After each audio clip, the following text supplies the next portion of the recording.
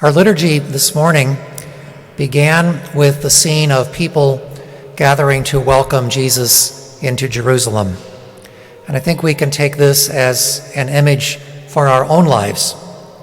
As we begin each day, that we might consciously welcome the Lord to ourselves, that we might ask the Holy Spirit for this awareness that Jesus every day, every morning, is ready to visit with us. As he says, to borrow some words from the book of Revelation, "See, I stand at the door and knock. If you will open, I will come in, and I will share companionship with you."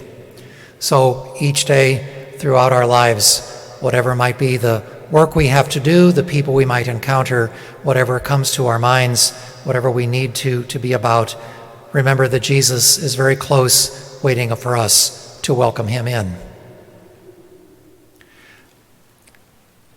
Secondly, for this week, I would invite you to take home with you the little booklet that we have for the Passion Gospel. Today you see that it is divided into 5 parts. Perhaps each day this week you might reread one of the sections of the Gospel so that the feelings and the thoughts of those scenes, the images of those different moments in the story of Jesus' Passion might come more deeply into our hearts, and that we might find ourselves drawn again into that deeper friendship with the Lord.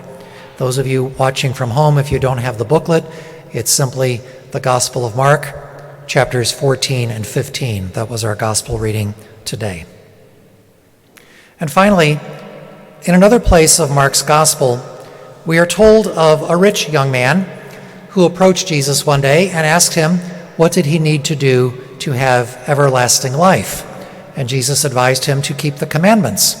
And the young man said, well, I have always kept the commandments. So Jesus, we are told, looked at him with love and said, well then, one thing more to do would be sell everything you have, give it to the poor, and come and follow me. But the gospel tells us that the man went away sad. He walked away. He couldn't bear the thought of letting go of all of his possessions.